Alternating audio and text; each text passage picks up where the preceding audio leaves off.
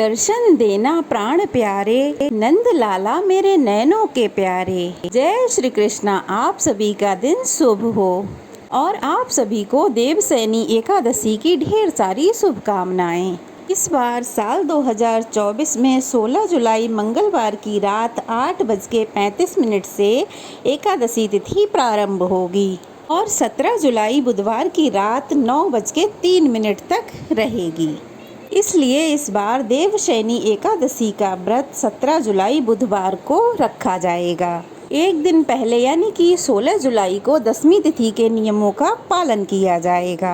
द्वादशी तिथि प्रारंभ होगी 17 जुलाई बुधवार रात 9:04 से और द्वादशी तिथि समाप्त होगी 18 जुलाई गुरुवार रात 8:44 पे। 9:04 से ही हरिवासर का समय भी शुरू हो जाएगा।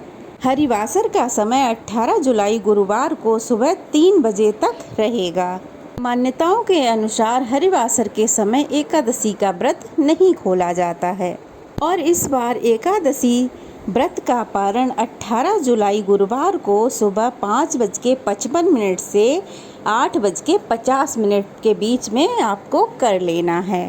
स्कंद पुराण में वर्णन मिलता है कि शुद्ध भक्तों के संग में रहकर यदि कोई एकादशी व्रत का पारण करे तो उसे धर्म, अर्थ, काम और मोक्ष ये सब तुच्छ लगते हैं और उन्हें भगवान श्री कृष्ण के प्रति भक्ति का अनुभव होता है।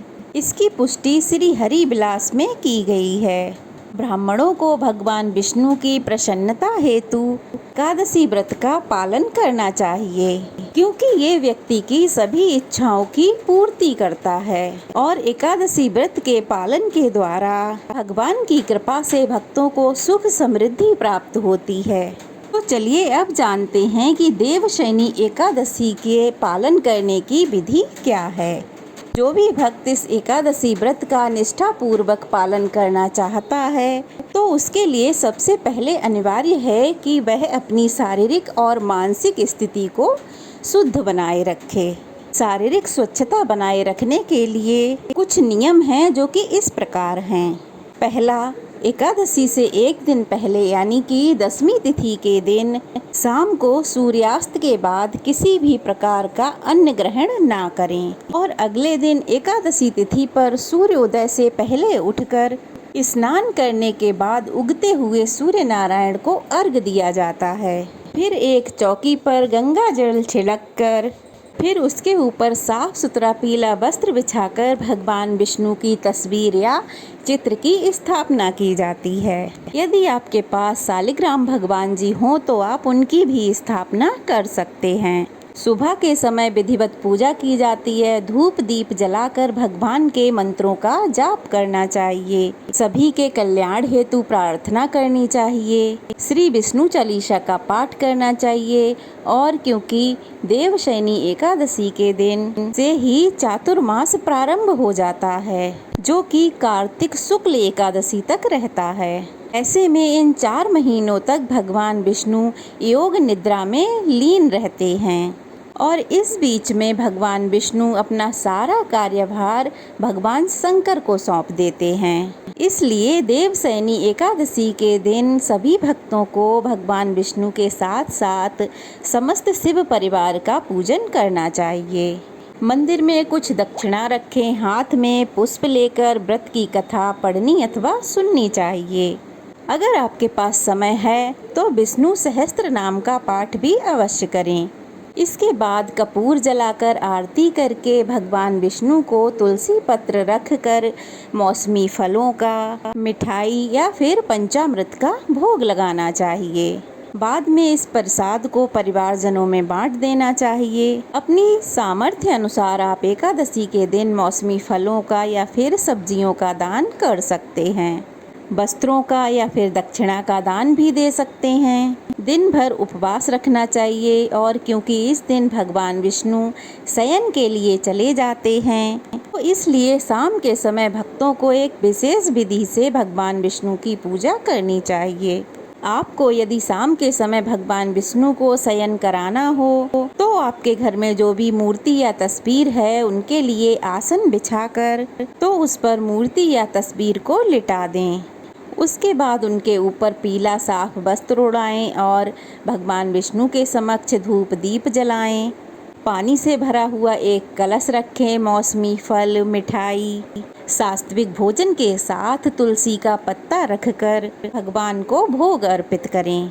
एकादशी के दिन भगवान विष्णु को चंदन का तिलक और पान सुपारी अर्पित करने चाहिए। शयन कराते समय एक विशेष मंत्र का जाप करना चाहिए। अगर आप मंत्र का जाप ना कर पाएं तो हिंदी में इस प्रकार कह सकते हैं। मंत्र है सुक्ते तई जगन्नाथ जगत सुक्तम भवेतितम विबुद्धे तुय बुद्धम जगत सर्वम चराचरम।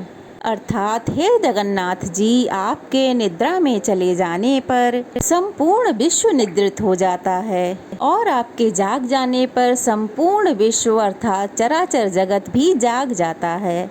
शयन कराते समय भगवान से सच्चे मन से प्रार्थना करें, हे श्री हरि, इन 4 महीनों में हमारे द्वारा की गई पूजा स्वीकार करें और हम पर अपना आशीर्वाद बनाए रखें। रात के समय हो सके तो जागरण करें, भजन कीर्तन करें, भगवान की कथाओं का, लीलाओं का श्रवण करें।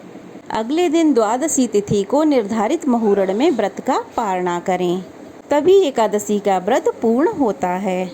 एकादशी के दिन जो लोग कलश की स्थापना करते हैं उसका विसर्जन या जो अन्य सामग्री है उसका विसर्जन आपको द्वादशी तिथि के दिन व्रत का पारण करने के बाद करना चाहिए।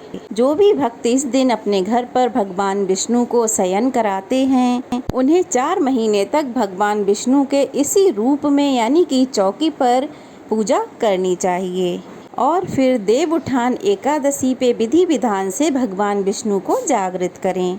ये थी आज की वीडियो। अगर अच्छी लगी हो तो प्लीज़ कमेंट कीजिए, लाइक कीजिए और वीडियो को ज़्यादा से ज़्यादा शेयर कीजिए।